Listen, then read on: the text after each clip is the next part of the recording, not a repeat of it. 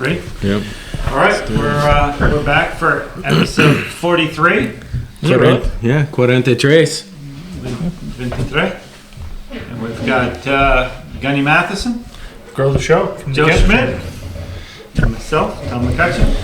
And we thought we'd get together today. There were some big happenings last weekend, and a lot of chatter on Facebook and social media. And we're out of friends. And with all the stuff, right. The Hollywood things, we thought we'd do a show and talk about it. So artist's job tonight, Javier Bardem and his wife are both nominated. Now, if she loses, he can't win. He is praying that Will Smith wins. Like, please, Lord. Jada, I love you. G.I. Jane 2, can't wait to see it. All right?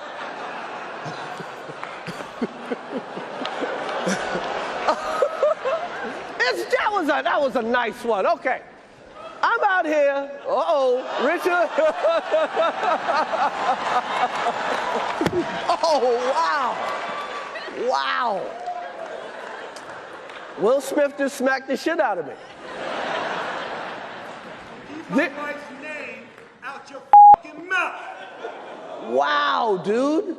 Yes. It was a G.I. Jane joke. Keep my wife's name out your fucking mouth. I'm going to, okay? Okay. That was a greatest night in the history of television. Okay. What do you guys think about the Will Smith slap? Dude, I was in shock, dude. I was in complete shock. One, because I wouldn't expect that from Will Smith, but two, I thought he was out of line. I think you got to have thicker skin than that. I mean, jokey joke. Oh my gosh! When he was walking up there, and Chris Rock was standing there, I didn't know what was going to happen, and he whacked the shit out of him. Chris Rock said, come here, Richard. Like the character he played in the movie must have been an asshole. I didn't see the movie, but I'm going to watch it now, I guess.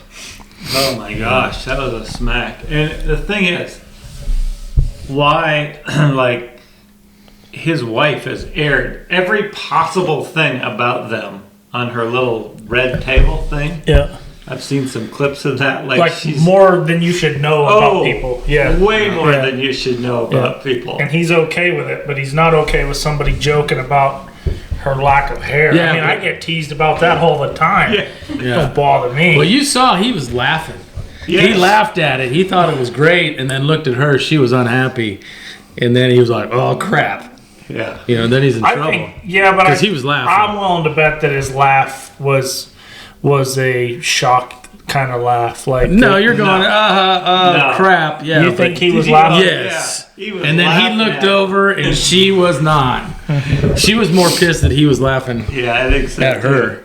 At the joke, yeah. She definitely had to roll her eyes, kind of. But she looks good with no hair or short hair. She looks absolutely She's stunning. fine.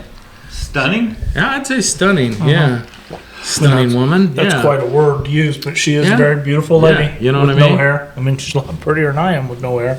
Yeah, no, Well, that's true, a given. but I don't know. I think somebody's got to be beautiful on the inside. And she's not. I think you are beautiful on the inside, Gunny. Yeah, I think so too. And I don't think Jada Smith is. I think she's not a... No, they're a little different, a little Hollywoodish, weird. I've just been talking without my microphone. You have one taped to you. It was bothering me too, and I almost said, dude, your mic being off in no man's land here is bothering me. It's like, well, I got it handled now. Yeah.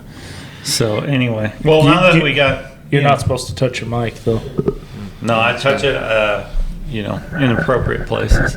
Okay. So, but now that we got that all out of the way. Yeah. So G.I. Jane 2.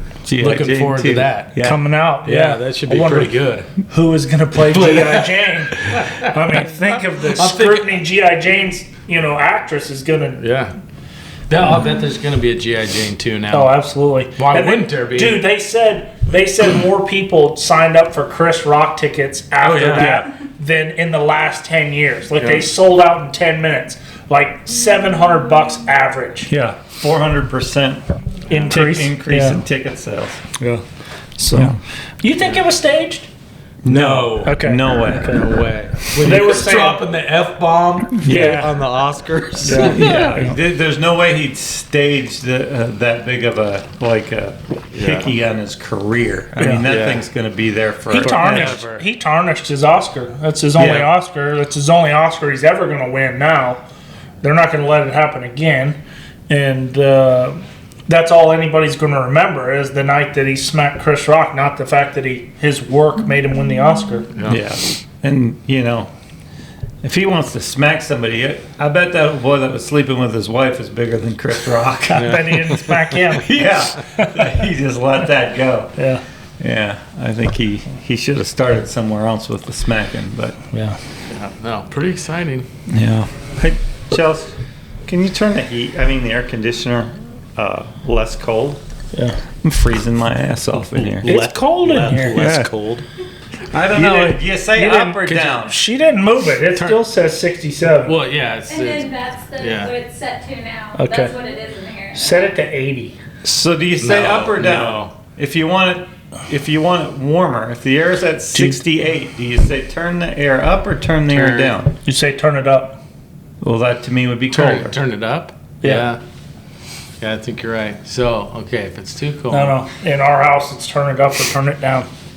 It's very easy. So if it's too cold, it's too cold. Turn it down. Turn it up. Turn it up. Yeah. Turn it up. More Yeah, air. the number gets higher. Oh. I think Okay. I think it's just different everywhere. You got to be I very don't specific. know. I've never thought of that. That's why I said turn it warmer. No, you Okay, said less cold. But that being said, It's the same thing. Less cold, please. but that doesn't make sense if you have the heat on. Do you turn the heat up or do you turn it down? Cold. Yeah, it's not Right? cold. I turn the heat up Okay, but you turn the air up to get colder, but you turn the heat up to get hotter. because the heat heats and the air cools. If I want it more hot, I turn it up. If I want it more cold, I turn it up. And that's the definition of mansplaining. So basically, up means two polar opposite things when it comes to the thermostat. That's awesome. I guess. We turn it up to have the temperature go up, and we turn it down to have the temperature go down in our house. It's very simple. We tried to make. I think as we long tried as- to keep a simple thing simple there, though. I mean, As long as you got that's a pretty system. simple. Yeah. but that being said, I'm curious as to if I said to turn it up or turn it down before we even got started, because I did say it was cold. Yeah. And I don't know what And I want to say I said, could you turn that up? I think Before I we did. started. Before we started. Yeah, maybe so. You might have. I might be consistent with that. I mean, it's cold when Mandy's here, but then when she's not here, it gets real cold. Oh, yeah. Because I don't like running any electricity. I'm the only one here. I don't care. Yeah. I'm good with it. I try to get conservative. Yeah.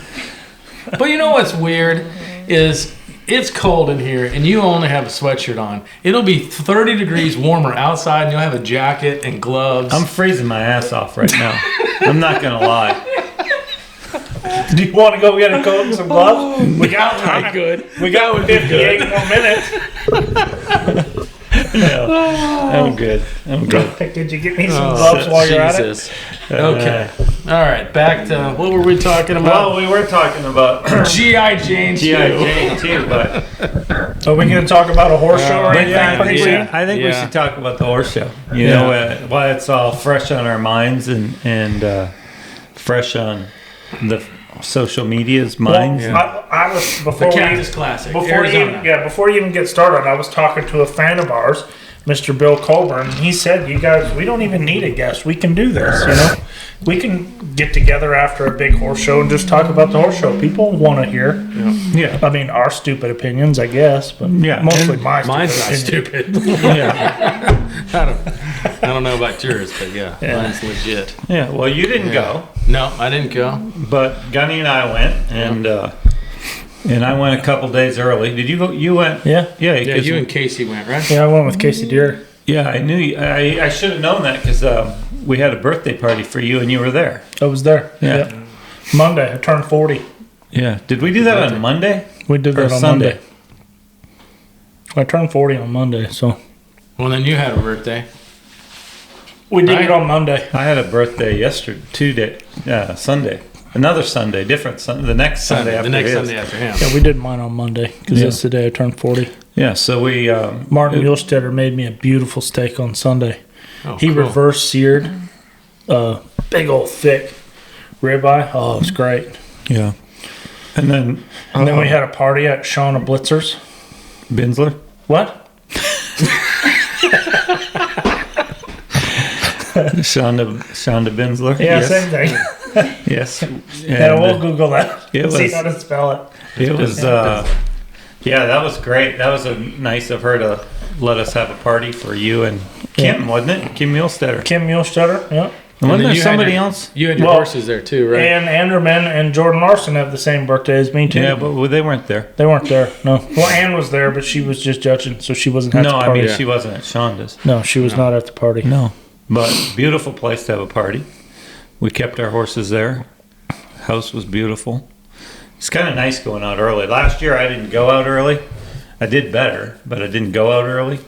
And it's kind of nice letting the horses settle in a little bit and Yeah. play a couple of rounds of golf. And I just remember from what you guys said about the schedule, I was telling Casey, we got to go out there early because they said that schedule was so tough. We got to let those horses settle for a couple days so Yeah. we can get right to work on Tuesday. yeah. Because weren't you round the clock last year? Yeah. Well, no. It was just at night. I mean, you just were up all night. Yeah. And I'm not going to lie to you, I was dreading going out there this year. Yeah. I hate that. I hate those shows where you got to ride from 2 in the morning to 6 in the morning. And I rode all three of mine from 3 in the morning to 8 o'clock every morning. Yeah. And I was gracious that they let us have the pen till 8 o'clock every morning because the horse show was so busy.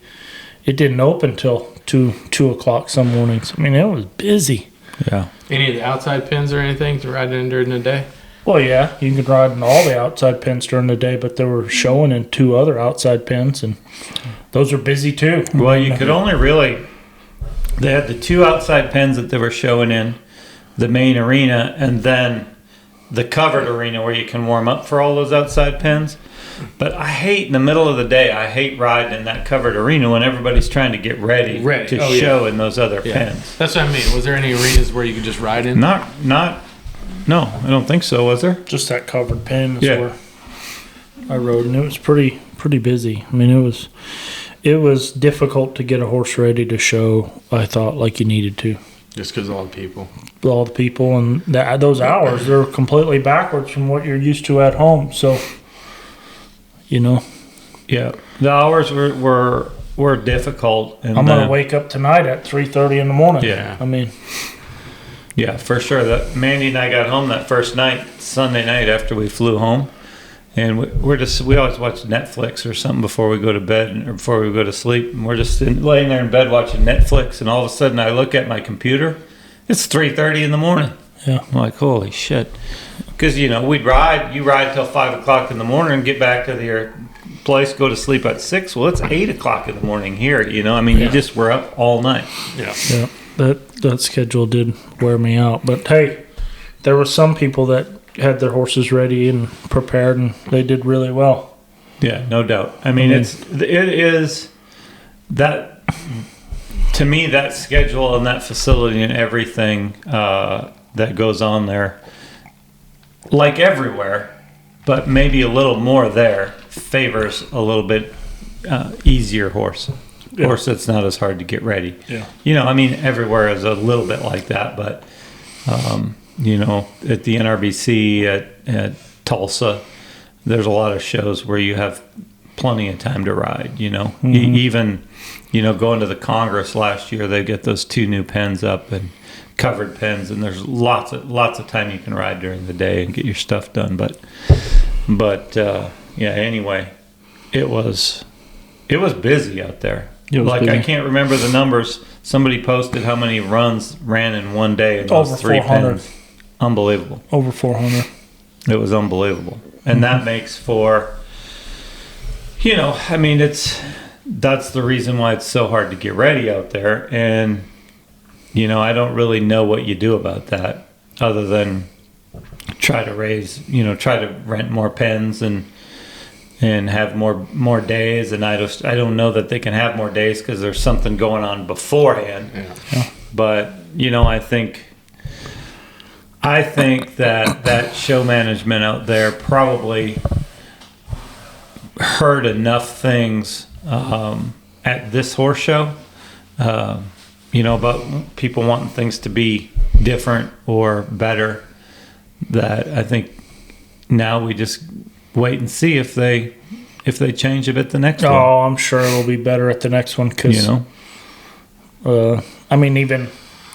even the ground in some of those pens or those few days, a lot of us were barking about the ground in some of those arenas, but I also saw show management barking at the facility trying to say, hey guys, make it better. So they were trying. I saw them trying, but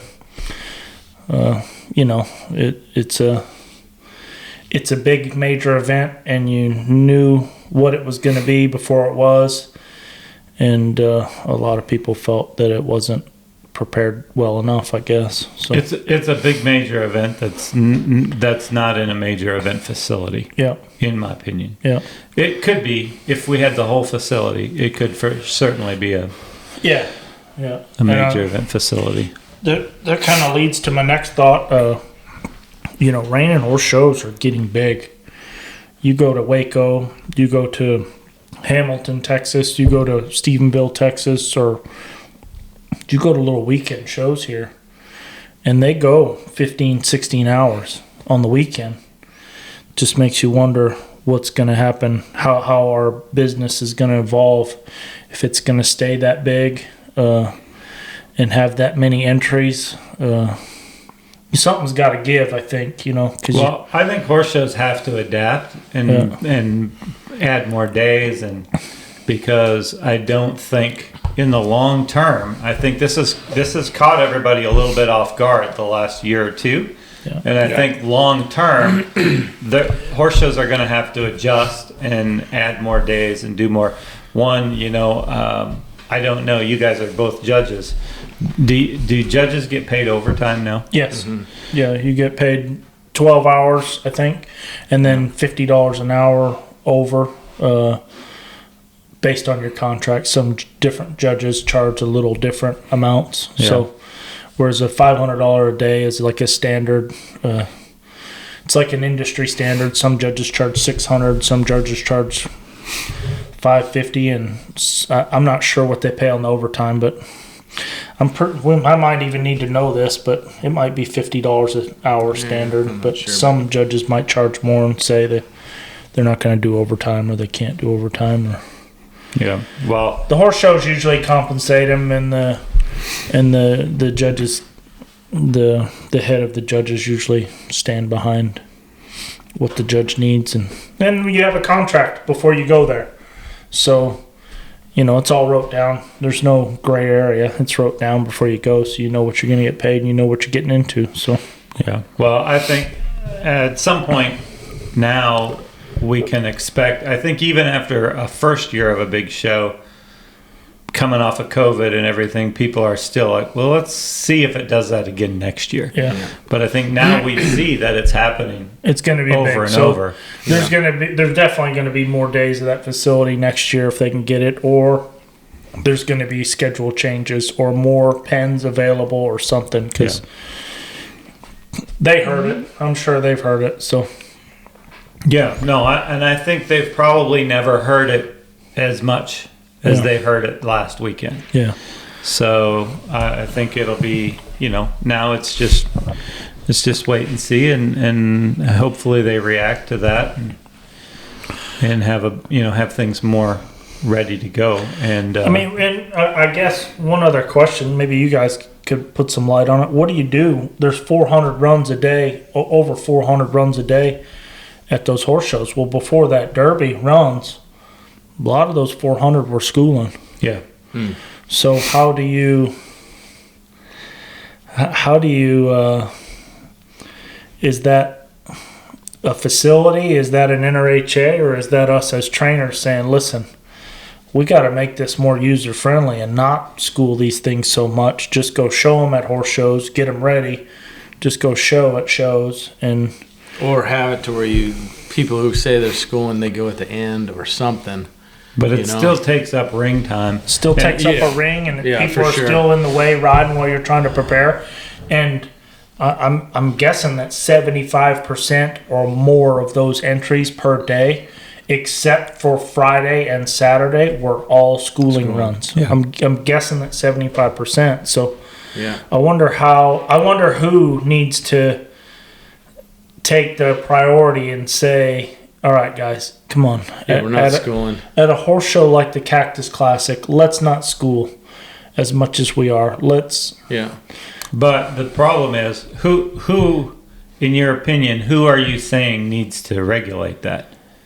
I don't know. I'm actually thinking that professionals probably should regulate that. But there's no way if that class is available and you didn't You're get a going paid in. warm up, you're going to practice. you're going Right. to go in. I understand that, but No, but you're saying it's almost like ruining a product on a whole, because people go to these horse shows for their vacation, for their fun time. Right. This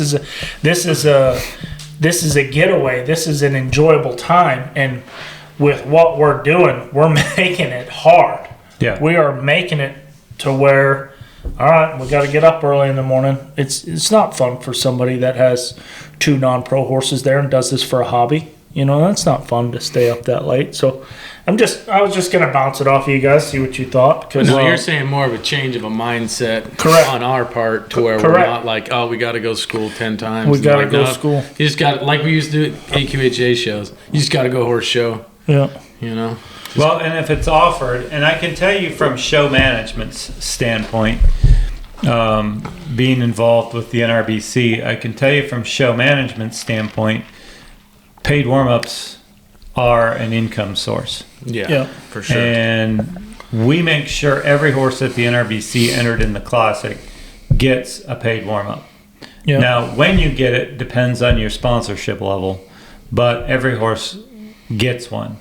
And I think when I look at, the Cactus, it's going to be hard. I think we all would have rather had time to ride in the pen Rather than have than a the day. whole day of paid warm-ups. Yeah. But did you have a paid warm-up? I did not. So I can tell you, it took a $5,000 sponsorship to get 3 or 4 paid warm-ups. I mean, those paid warm-ups ended up costing. How much Over- were the paid warm-ups each? Were they $40 or $80? They were not even available without a $5,000 sponsorship. There Yeah. was no price Yeah. without a sponsorship. But on top of that, you're charged, $80 a paid warm-up, and there's 160, 170 paid warm-ups. I mean, that's $12,000, $13,000, $14,000 also. Yeah, that's irrelevant Okay. compared to The sponsorship that, we could only get a paid warm-up if you if we had the $5,000. sponsorship. yeah. So you have to say, okay, Well, and I mean, I don't know how much the facility costs. We don't know we don't know.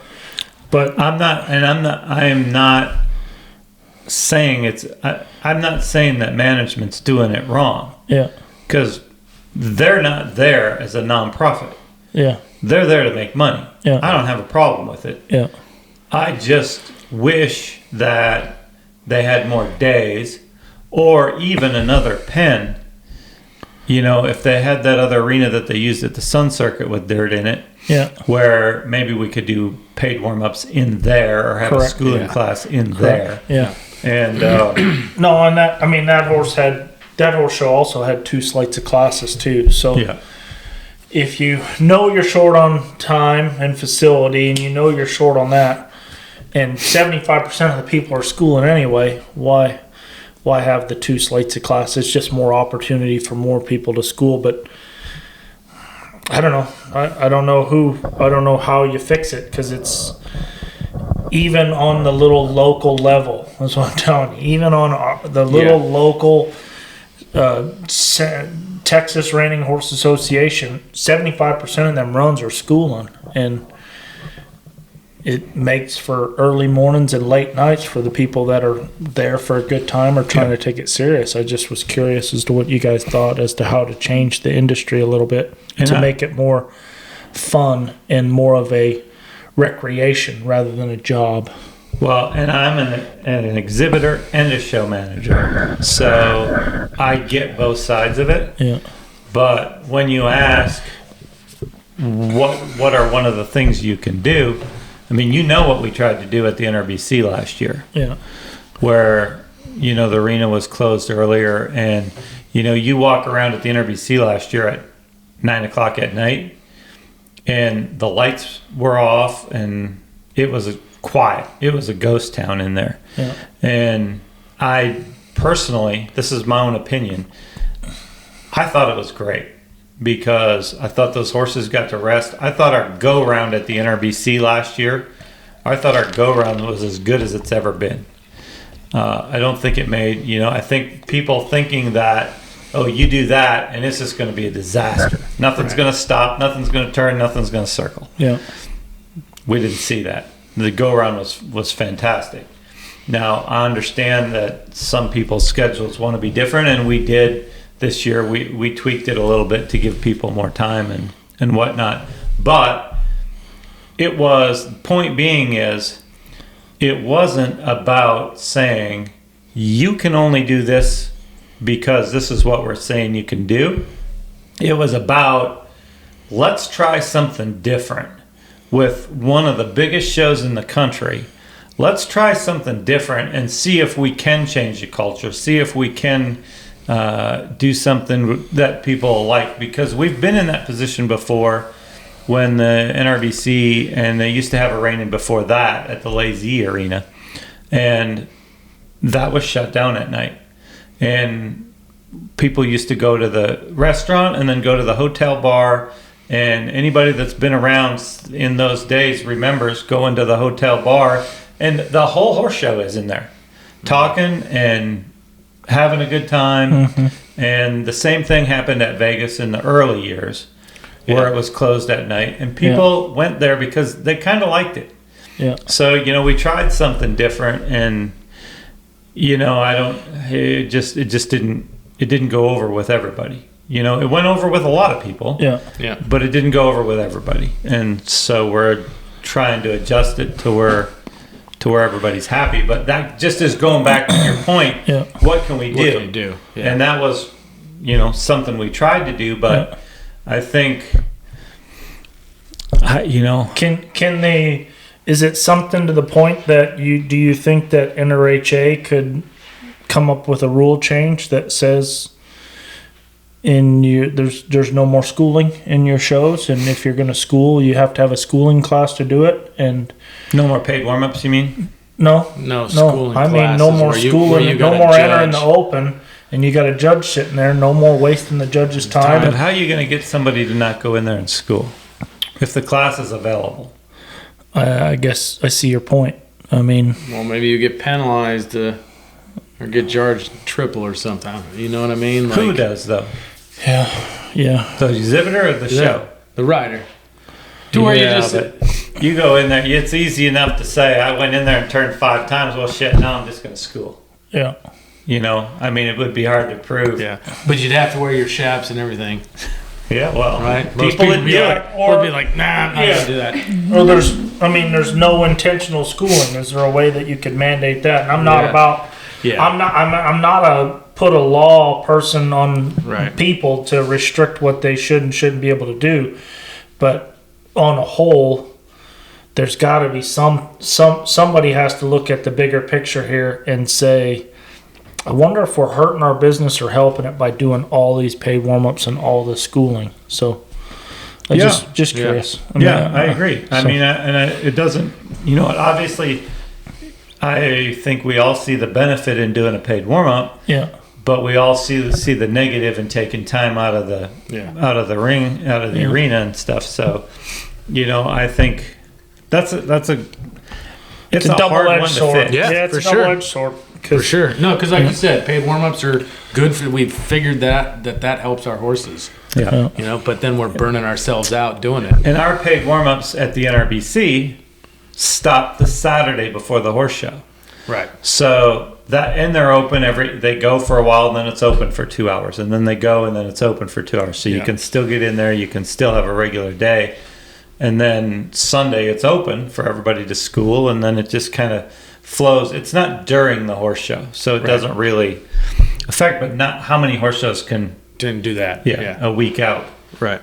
So at any rate, and that being said, I was going to look at this list and try to prove something different, but 3 of the people that qualified for the Run for the Million were from Arizona. So just 3. It wasn't, 6-4. So yeah. So well, let's go back and talk about the Cactus.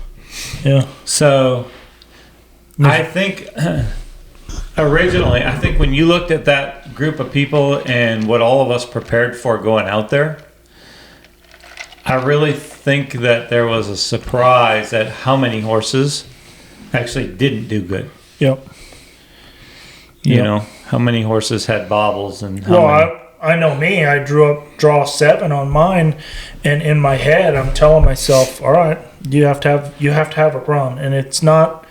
It can't be a make the finals kind of run. It has to be a finals night kind of run. So my first horse, I was way too quick starting my left turn, turned to -1/2, and that's my good way. And I turn a +1/2 to the right, and I tell myself, all right, we got some making up to do. And it just gets worse from there, because I knew I had to mark a 225 to even smell a piece of it, when in reality, when it's all said and done, if I'd have just got my horse showed how I could have got him showed and not worried about all the people that were there, probably would have been fine. Yeah. You go there with expectations that you need to try to mark a 230, and you don't. You need to go there and keep your head down and focus on what you do and do the best job you can. And that's what it got to me. So, and I'm sure it got to a lot. I'm sure there was a lot. All you heard on the commentators was how people were falling out of lead on that first set of circles, and Just going too fast. they were blaming it on ground or bad juju. But I promise you, it's people going too fast and trying too hard. Yeah. That's the bottom line. Yeah. And that there was a hole there in the middle where everybody was turning. It got pretty deep. Now, That's why it turned bad at draw 7 after a drag. That's what I heard. I heard it was like that hole. That was not the Swallow reason shot. why my horse fell out of lead, for sure. That was not the reason. But I heard other people talking about it. Yeah. My second horse fell out of lead, and it had absolutely nothing to do with that hole. But I think part of it is our horse is coming from here, and not to be an excuse, but because again, I qualified last year coming from here, and Cade qualified. A lot of people did, but I think that ground can make them a little foot sore. Our horses are just used to softer ground, and I think it can just make some of them a little foot sore, and then a lot of people I think are pushing a little because they're going half hour in the warm-ups, which I personally don't like. I like the hour because you can kind of let the first half hour's worth of circlers go, and then it's a lot quieter the second half hour, and then that first group that circles, they can stop in the first half hour of the fencing, whereas if it's half hour, you're just hurrying to get through it. Yeah. And then your horse is a little out of air, and then it's starting to fence, and then I think people get in a hurry with that if you're not used to that kind of situation and that kind of pressure. But Cade and I we were talking before we went out there, and you and I might have also. It doesn't matter if it's 10,000 added or 10 million added. The Reining's not going to be any tougher. Yeah. You just can't make it tougher. You can add 100 million and it's not going to be tougher. Yeah. So it just, I think that's what people sometimes forget and over push and overdo. And and that's why, but for certainly sure why I overshowed my first horse, why I tried to. is because I made it a bigger deal in my head than it actually was. I should have just showed the horse. Yeah. And that said, this particular group of judges, I thought did a very good job of staying consistent all day long. Yeah. And you don't always see that. I mean, you and I, we've all been to enough of those where you got to drop the hammer if you're in the first 10 head because you think there's no way you've got a chance out of 80 horses. Yeah. If you're in the first 10 head, you got to be perfect. Yeah. And then something like, if you have the confidence going in there that they're going to mark the last horse exactly the same as the first horse, maybe you don't do that. Yeah. Yeah. No, and I was draw 7, and before me, I think Arnold was draw 4 and had a very good run, and they marked him a 223.5. So I didn't. But those were also 5 of the best judges in the business too. I mean, she hired the right judges. I mean, the judges were great. All 5 of them are awesome. Yeah. And then what about the wieners? You guys you didn't even get to stick around till Sunday to see the Open Derby part, No. but Andrea Fapani marked the quietest 230 I've ever seen in my life. It was on the yellow horse, Mike McIntyre's, right? Yeah, I don't know if he's yellow or sorrel or both, but sorrel, flax like a- and mane and tail kind of. Oh, yeah, like a dirty. Yeah. he marked a 230, and there was hardly anybody left in that arena. It dang sure wasn't like Saturday night, but it was a pretty awesome run. So they have the Run for a Million horses on Saturday, and then had the Derby horses on Sunday. Yeah. Yeah. Oh, okay. And Andrea was already qualified, so he just went on Sunday. Yeah. Gotcha. Pretty sure everybody else that was in the Open Derby wanted to show Saturday too, so to give themselves a shot. So Yeah, but it was a great Reining, and Arno, I mean, Oh, man, that was sweet. I saw that run. such a good run, such Arnold a great mare. won the qualifier. He Yeah. went 229.5 on Miss Dreamy. She looked awesome. He showed her hard, fast, perfect, no penalties, no mistakes, Yeah, and that's why they marked him at 229. he's more with her this year than he was last year. Huh? She looked better stopping. She looked better turning. She looked better in a lot of places. Yeah. And I even told him before he showed her, because I watched him show his yellow horse, the Electric Whiskey, the Whiskey and Diamonds, and I said he was nervous. I said, why are you nervous? I said, you're probably already qualified. That was a big run. I mean, that was a big run. He goes, I just want to make her look good. You know, he had pressure on him to make it, and he did. He made her look good. Oh, Or man. she made him look good, or both, right? Yeah. Just looks like anybody. I think she made him look good. That's a good mare. That's Yeah. a great mare. She just looks so happy. Yeah. Just motors around there. She's 12 years old, I think. Yeah, 12 or 13 or something. Yeah, one of the greatest ever. Yeah. And then Casey Deary was second in our qualifier. He marked 228 on Maverick. And I watched him prepare that horse all week, and because I rode there with him, I made sure and paid attention to see how to do it right. And I still don't know how to do it right, but I never saw him break a sweat. I never saw him worried in a moment where he was wondering how he was going to get it done. Like I don't know. Not on Maverick. Not on that one. Yeah. Yeah, No. He knew his job. He knew what to do. He had a little trouble on the other horse, but getting him ready for sure. But the one spot he was worried about on that other horse, getting him ready, he run and stopped big when he showed him. So he figured it out, you know. Yeah.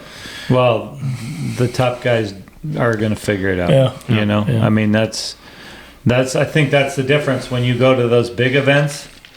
The top end get better, and the middle to the bottom end that don't have that kind of experience tend to get worse, and then tend to panic, and then tend to get worse. No, that's not.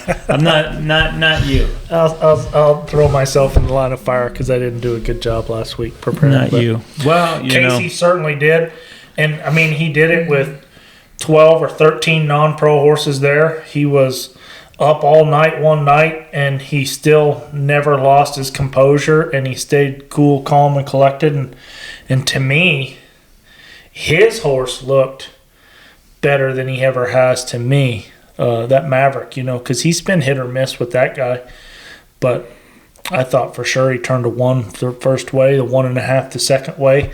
He circled him conservatively to the right, but I'm sure he saw what everybody was doing before him, Right. so he knew all he had to do was avoid the right circle.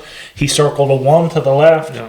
and you could toss a bag of coins in the air on which stops you wanted to +1. You'd have to +1 a couple of them. Yeah. I mean, so he marked a 76 pretty easy. And Casey's smart enough to know that he doesn't have to force with that horse Yeah. to get with himself and that horse. He doesn't have to force Yeah. to get marked. Yeah, for sure. You know, I mean, and it's a big confidence booster, Yeah. knowing that when you walk in the gate, they're going to be looking for you. And he's done a really good job with that horse. I mean, he does look less scary this year than he has in the past. Yeah, he looks like he's got him. Yeah, looks more solid for sure. Because he dang sure turned him all out. He gave him the business turning the second way. And that thing shut off on a dime where he used to have shut off trouble. Yeah. It didn't look like he had shut off trouble at all. Yeah, On not the at right all. on the right turn. Not at all. And then Patriot was third. Nathan Piper. You know he's level 3 this year. That seems Yeah. like cheating. He won To the have Nathan Piper be level 3 with Patriot. Like Yeah. just give him How old is Patriot? he must be 7. He was in the Derby. Oh, but he was? Yeah. Why don't you just, Facebook thinks a lot of stuff is rigged. Why don't you go ahead and send him the trophy for the NRBC right now for the level 3? Go ahead and send it to him. Right? No. Send it to him. No. Send it to him. We'll have this show after. We will have a show after the NRBC. And I'll be going, yeah, I told See? you. Told you. I told you to send him that trophy. You're telling us that all the time anyway. How many times do we have to listen to him say, I told you? Oh man. It's not my fault. I'm smart. But yeah, that's what I thought he won because he won the Derby, and then what was he in the? Well, he was- Tied to win the NRBC. Yeah. I don't know if he won the Derby or not, do you? Yeah, I think so. No, I was saying the level 3. Yeah. Yeah, he won the There. level 3. Yeah. Yeah. Well, it's a good. I think it's good. It's a different kind of a cast this year. There's some of the. Cole won it last year and he didn't make it. I didn't make it. Brian didn't make it. I'm sure there's some others. Well, it's a completely different cast this year because you got got Francesco. you got a handful of people that that maybe are on their way up to that upper echelon. You have Matt Palmer, who's been a major event finalist everywhere, but never won a major event, and then Francesco Martinotti, who just moved over here. I mean, he's been here for 2-3 years, maybe 3-4 years, working for himself. There's two more. Jordan Mcburney, who's He did work for me, and Yeah. I want to say he does work harder for himself than he did for me. Yes.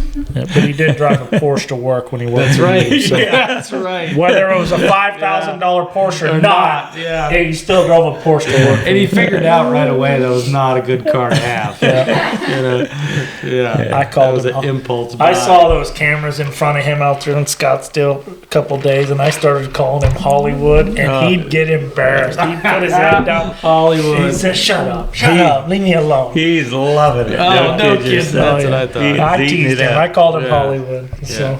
But yeah, you got Jordan, And then we got- Francesco, Matt, and then there's one other one. One other new one in there. Shawn Mcburney. Jordan. Shawn Mcburney. Jordan and Jordan Shawn. and Shawn, That's right. yeah. Yeah, both of them. wife and husband, Josh. Tishman. That's right. Yeah. That's right. That was one I Yeah, was who thinking had a huge year last year. Yeah.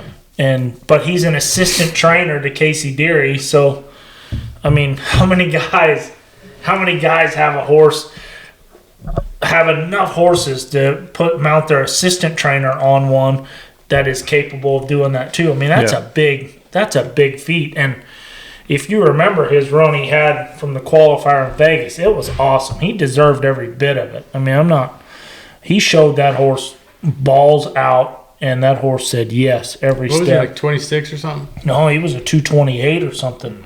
Like, he was big. It was a big run. Yeah, I didn't see it. Heard he was No, it good. was good. And then Sierra Beck, too, who was Yeah. tied for 4th and 6th in the qualifier on that full sister to Maverick, America's Next Cover Girl. That's the one Cade had.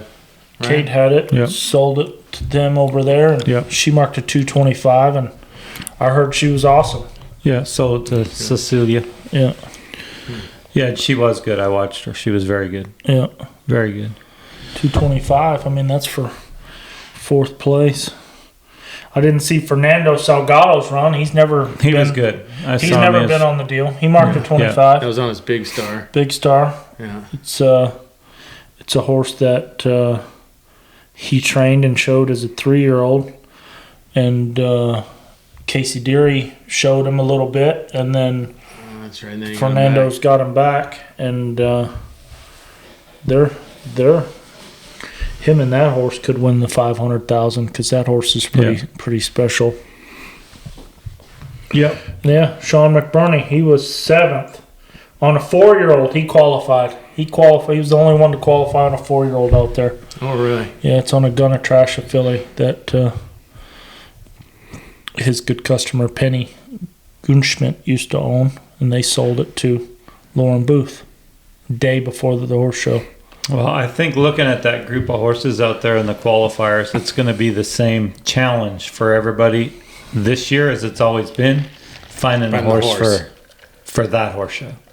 Yeah. For the million. Well, and then, I mean, maybe you can put some insight on it because you actually did it once. What about the guys like Casey, like Sean Flaherty, like Andrea Fapani, like Craig Schmersall that have multiple horses that they probably could go show there? Do you think it's more about picking the horse that they want, or is it more about not pissing off the owner they don't want to piss off? Picking the horse. I think there's a combination. Really? Yep. I really think there's a combination. I think Because you're probably going to want to show your most loyal customer's horse. That's not going to be that. That's going to be. Well, we all know. We don't know. Yeah. I mean, we all know that. I don't know if it's this one or this one. I don't know which one's going to be better.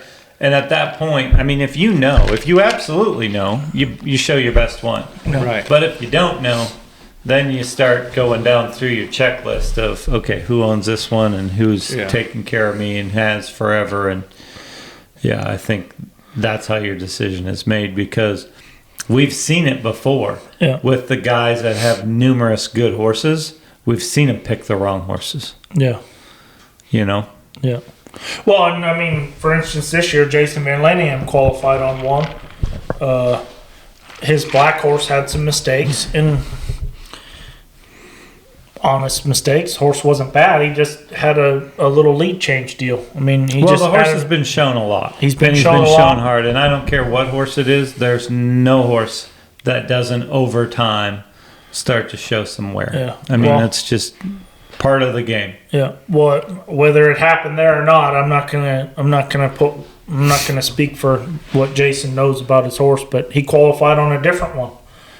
And the different one is a very good customer of his, but does he go back to Old Faithful? Does he go back to Old Blackie? Or does he show the one he qualified on? Yeah. And he showed both of them there, and he qualified on the one.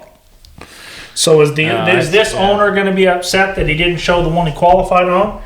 Or is this owner going to be upset because that's the one? Yeah, I think Jason is for sure going to ride his best one. Yeah. I mean, Jason's going to do what he thinks is the best thing to do for him to go have a shot at being the winner.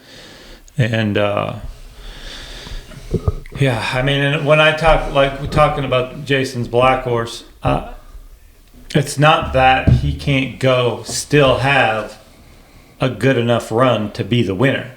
It's just that those runs on the older horses are a little more hit and miss. Yeah. I mean, it's just the way it goes. It's nothing. That horse is one of the greatest horses that ever walked in the pen. Yeah. But the only one you can't fool is Mother Nature, right? Yeah.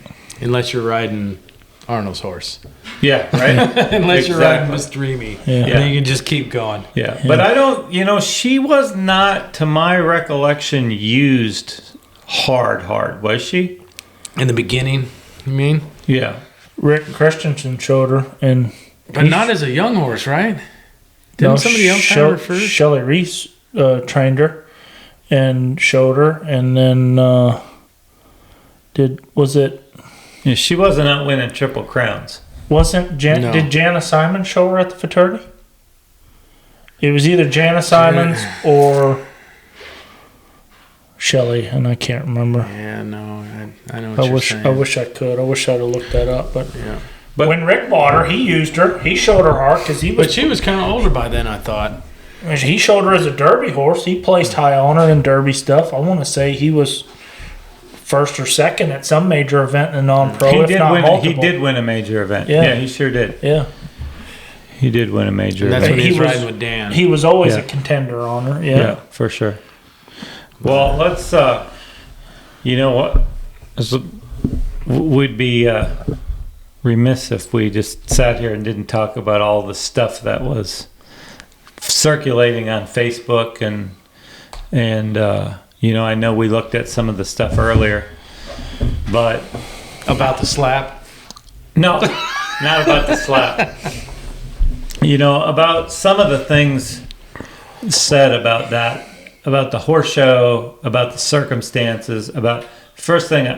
I mean, for me to address would be Billy, because that was on Facebook a lot, Yeah. and you know, I think Billy did a great job on that horse. Billy Williams and Gunning for Chicks. Yep, Billy Williams. Who was a and gunner Gunning out for of Done Chicks. It by Chick? That's right. If anybody wanted to ask me, they know. could have asked me a few days ago, and I'd have corrected them. Yeah. And, you know, Billy had a good run, but Billy had a turn penalty, right? And, you know, I didn't see all the runs.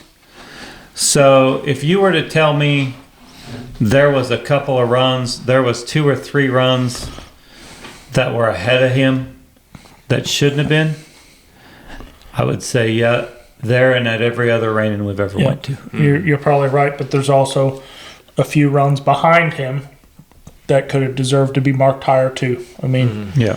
because Ruben Van Dorp, Martin Larkham, Yeah. and 2 other people marked a 222. I can't remember, but they had some pretty nice runs that were real not. nice runs. Yeah, that were not marked 222 and a half or 223 for whatever reason. Yeah. I don't know. I think it was. I think the Facebook stuff that you saw is an accumulation of things that happened, 3 or 4 things that happened, and if one of those doesn't happen, then nobody feels that way. Then it's just circumstances. So I mean, first off, Jason's last to go. If he's not last to go, then we're not talking about it, right? Or you know, and Jason's first set of circles, he left track slowing down. If he doesn't leave track slowing down and they call a score right away, we're not talking about it, you know? So they had to review it. They had to announce the correct score, which they did not. And then they assumed that the scores were announced correctly, so they went to the rule that they had in place. Well, you know, there's 3 little things that could have happened that could not have happened, and nobody'd be running. Yeah. Nobody'd be talking bad about Facebook. 3 very minor things. So, Yeah. All things that happen at every horse race. show. but Yeah. judges judge with integrity, so it wasn't done on purpose. Horse shows are run with integrity. So, in my opinion, if anybody thinks that they're doing it for TV, you're stupid. I mean, because this is a serious horse show, and I mean, there's rules and there's integrity involved, and NRHA judges take their job very seriously, and show management takes their jobs. Everybody takes their job serious. This isn't a game. This isn't a game for TV. Yeah. In my opinion, it wasn't done because of TV. It was just 3-4 flat out, Mistakes. not even mistakes. It's just things that happen. Yeah. Maybe there was one mistake there was 2 mistakes. Don't make an announcement and somebody added up a score wrong. Yeah. But those, So and it's those an things honest happen. mistake. Right. It's an honest mistake. So Right. to hear to read some of the Facebook stuff is quite humorous to us, because we take our jobs very seriously, and I wouldn't show up if I knew that was the case. If it was Right. made for TV, nobody'd show up. No. Yeah. Well, and those judges, like we're saying, they don't care who's in there No. at all. No. And everything you said was 100% correct. The only thing I'll back up a little bit is we know what we know. Everybody that's there knows what we know about the seriousness, the judging. To the casual person that gets caught up in the Facebook, they don't understand. If you're not there, you just don't understand that there is no judge. That maybe there's a judge somewhere that would do that. Maybe there's a judge somewhere that would change the score. None of those judges. And I would say 99.99% of every judge in the world would not even think about doing it. Yeah. And certainly none of those judges would do it. And you think of the logistics of it. You'd have to talk the judge into it. You'd have to talk the scribe into it. I mean, it's just, yes, there was a There's picture. 100% of judges that would not do it. You'd take that job seriously. Yeah, So. for sure. And I'm going to guess you're right. I also saw a picture on Facebook where you could see a plus half erased and a plus one put in there. I have talked to 50 judges over the years that have said that they do that. I mean, one, the scribe could write it down wrong. Yeah. Two, they mark it and then think about it for a second and go, no, change that. Change it. For sure. Yeah. And I've done it myself. I'm Yeah, a me judge. too. I've dang sure plus half a stop. Watch the other two stops going, gosh, I should, the whole time going, I should have plus one that. I should have plus one that. And it's hard to move on. It's an honest mistake. It's I don't know. It just seems. And some people think that, and going back to our Facebook stuff, some people think that this TV show and the influx of money is a bad thing that's happening to Reining. Go to a horse show and tell me that all the participation happening isn't a great thing for our business. I mean, participation is up a lot. I want to say it's over 30% is up at horse shows since this TV show. So I just don't understand why, if you love Reining and you love our sport, why you would anyway bash what that TV show is doing for our business. It is bringing awesome exposure to it, and I don't understand the need to run it into the ground verbally. So, and I think it's a perfect storm of the TV show and people have more money to spend. Yeah. It's just that perfect storm, and let's not forget all the guys out there. Again, I've named them before, and I'm forgetting guys for sure, but the Rick Clarks and the Tim Andersons and the Bob Santa guys, and they're adding money like crazy. And again, I know I'm missing 10 guys. Pat Warren, that have put money in it forever. And I think it's all these things together, and now we have the Invitational that's going to pay $100,000 and $65,000 to the non-pro winner. I mean, there's just so much money out there right now to win that finally you can go breed a mare and make some money breeding them. Yeah, finally. Yeah, and it has to be like that. And whether it's going to last forever, none of us know, but. That for anybody, going back to what you were saying, for anybody to say that this is Hollywood or this is, it was predetermined who was going to be there. Yeah, it's crazy. Yeah, it's crazy. Yeah, I agree, because if Jason doesn't slow down so hard, and if they call a score correctly, they're not saying that. Yeah, all goes away. The score gets announced, boom, it's over and done with. You got beat. Yeah. So, the conspiracy theory's dead right there. Yeah. And I thought those judges did a great job. Yeah. To staying hooked. Did they miss a run low or high here or there? Probably. Yeah. I've never talked to a judge ever that says they got every single run right. For sure. I think I've done pretty good. Don't you? Yeah. I'm pretty good. No. I've seen no. And then, the other thing we heard about was the commentating. Yeah. I didn't hear any of it. So I didn't listen to any. You listened to some? I just heard a couple. Yeah. Yeah. I didn't listen to any of the commentating because I saw more of the comments on. I had online. 3 horses to show, and I was busy all day. But I mean, I get it. I would appreciate, or not. I would very much not appreciate if I was talked to about unfavorably live while I was showing a reining horse to my owners. But they're volunteering their time, and they're just, sometimes you get lost in the moment, just having a good time, and you don't. Well, and I think, I don't think there was any malicious intent. No. For sure. No. Knowing any of the people on there. But I think there maybe wasn't enough thought into what the consequences can be Yeah. when you're talking about some of these guys. Like, Jeremy Gates works for me. Who? Sorry. Jeremy who? Jeremy? And Is that your new guy? Yeah. He's like from the East Coast or something. Oh, yeah. Shows in like AQHA. We don't know anybody east of the some- Mississippi River. No, I know. Yeah, he's something. I don't know. But he's won $350, close to $400,000. Well, and that horse has won like 20 derbies or something. Yeah. Right? That horse has marked a 155 before. Like, Yeah. he's marked a 78.5, 79. Yeah. Yeah. And somebody said they didn't know Brandon Brandt. yeah. How was that? I mean, that's just poor preparation. Yes. Yeah. Is all it Absolutely. is. Yeah. And, nobody knows more about poor preparation than us. And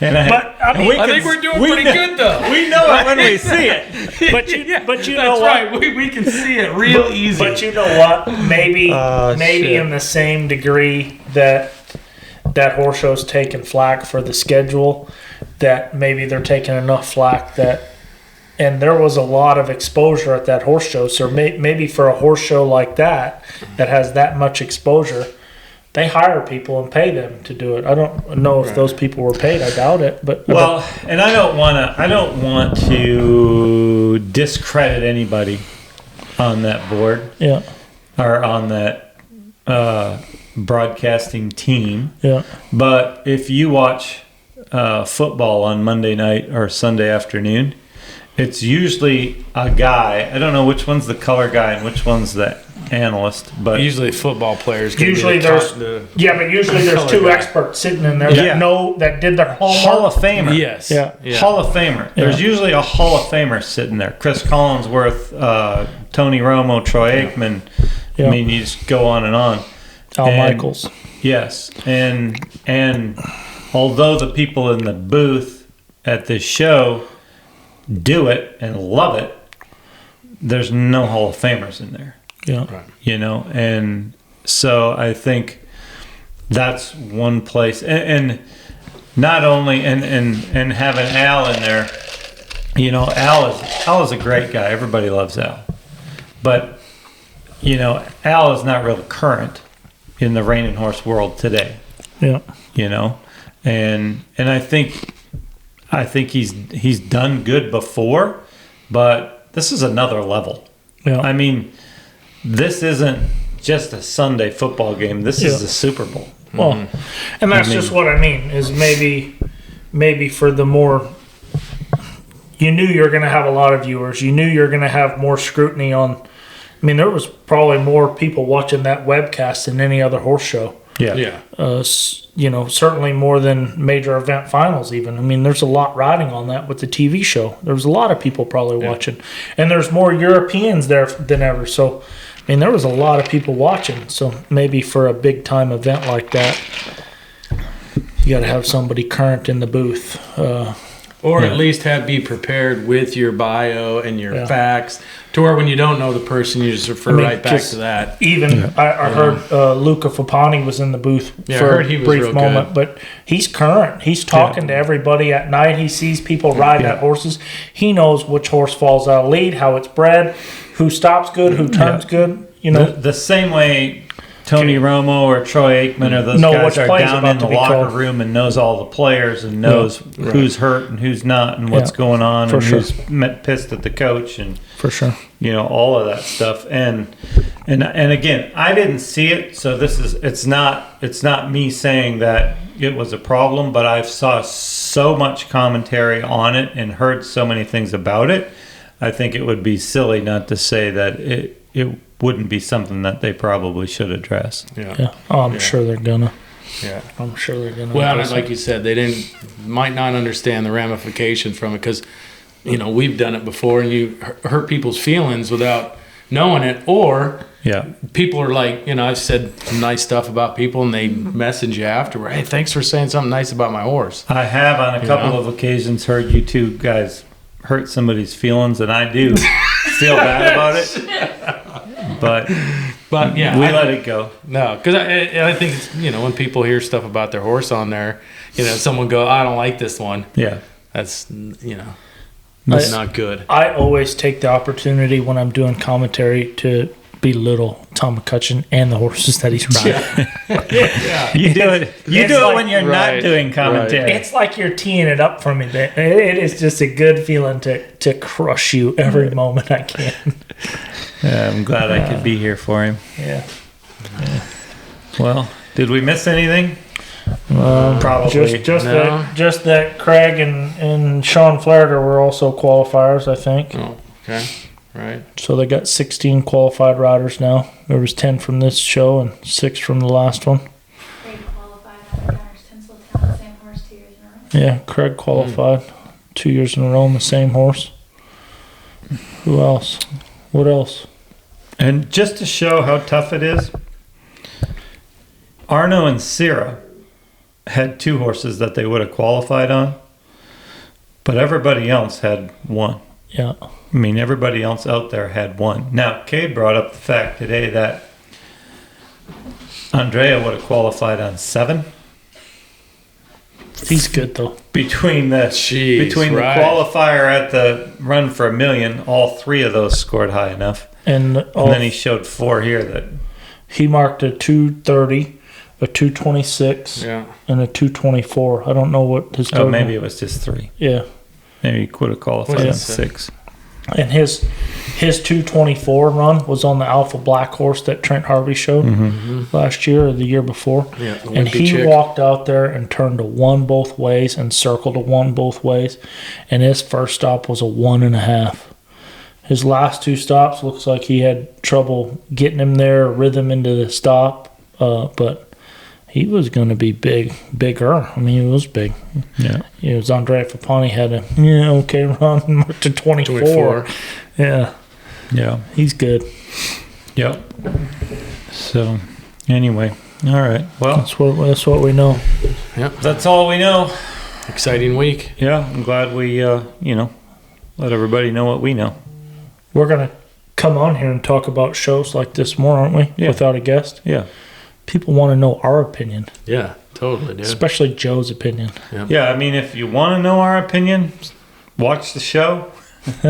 And if nobody watches, then we're going to have to do something different. They're gonna watch this show. If I look on there and we got like 7 views, then probably we're going to have to change things up a little. Dude, if we get hate mail on Facebook comments, right, then yes. we're definitely not doing this again. No, then we're doing it. No, then that's good. Oh, it is? Yeah, you gotta have some haters, right? Yeah, but Like we we didn't do. We were going to be a little like. We're going to be a little sharper, like a little more.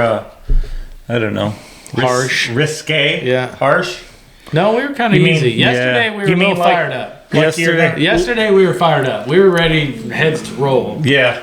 Like you were thinking about making a ball joke about Gunny and him walking up there and smacking the shit out of you? No, we were walking around in the arena reading the Facebook posts, Yeah, we were getting kind of hot. and we were, You know. The all I can say is the ridiculousness of those Facebook posts is like off the charts. That's why it's great to read. It's great to read stupid people making emotional comments. Yeah. And That's why I never post on Facebook, because I don't want to show anybody how stupid I am. There you go, folks. Quote of the day. If Tom Yeah. McCutcheon makes a post on Facebook, he paid somebody to do it. Yeah, exactly. That's your life mantra right there. Exactly. Yeah, that's Nobody good. will That's know. good advice. You dude. keep to yourself. Nobody knows how damn dumb you are. Yeah. Hey, Put that on a shirt. Just 1 second, guys. How many shows have we done? 43? 43. I want y'all to know that this is my first show sober. Wow. I wondered. I saw you pouring the Coke in there. Why? Yeah. I have no idea. Just. I got to drive home. You were less annoying. Yeah. So I should Not drink. much. I should not drink so damn much, Not is what you're much. saying. Yeah. I don't know. I drank a lot the week before we went to the horse show. I just figured, dude, you better quit. Yeah. Your Quit average. down in bottles of Crown Royal. Your average is still good. Yeah. Oh yeah. Yeah. I'm still batting 750 when it comes to killing bottles here, but not tonight. Sober tonight. And I didn't say the F word. No, you didn't. No, and I apologize. I don't have flip flops on, but next week I will. Oh, that's right. The last video that I said the F word, Chelsea never. Beeped I said it. it twice and she never beeped it. Oh, so wow. That's. If anybody Yeah. sees that, don't be disgusted with me. Be disgusted with Chelsea. Chelsea. She's supposed to be the beeper. She's supposed to be the beeper. So. Do you beep out my F words? Oh, good. That's good. I didn't know that. Well, That's how the sound got screwed up last time. Yeah, because I bleeped you and it moved the audio 2 bars over, and so 25 minutes in it got messed up. It was because of you cussing. well, why couldn't you just move the audio back 2 bars? Oh, All right. Thanks, everybody. grow the show.